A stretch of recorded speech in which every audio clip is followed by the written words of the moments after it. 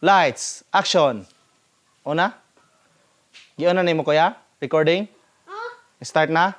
Start na siya. Okay. So, nagsaba ha? I do not touch anything ha? Just answer me in my question. Okay. Hi. In today's episode, we are going to learn how to name the days of the week in Cebuano.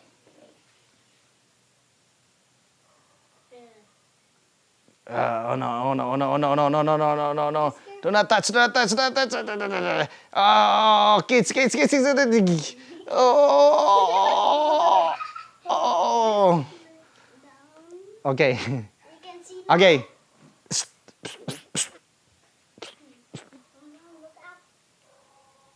Okay.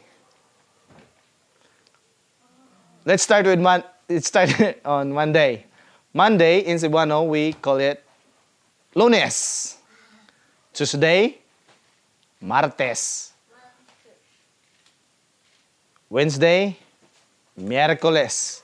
Thursday, kuya? Thursday, Huwebes. Friday,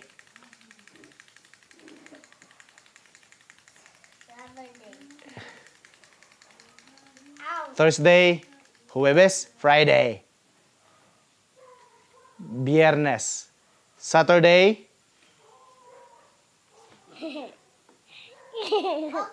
what are you Sabado. Saturday, Sabado. And Sunday, What? Domingo.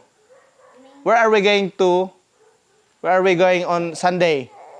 Sunday, where are we going? Domingo. Where are we going? Domingo. Where are we going on Sunday? Going to? Sunday. Wednesday. We're going to where? Friday. We're going to a family day. Yeah! Family day. Yeah. Where's a family? We're going to We're going to. Bangkalan. We're going to where? Bangkalan. Yeah, that's correct. So thank you for watching. I hope to see you next time. So if you have questions or if you have comments, suggestions, just put it in suggestions below. I am Francis Imoy. Once again, I am Francis Imoy, aka Isko. Thank you for watching. God bless. Bye-bye. Stop it.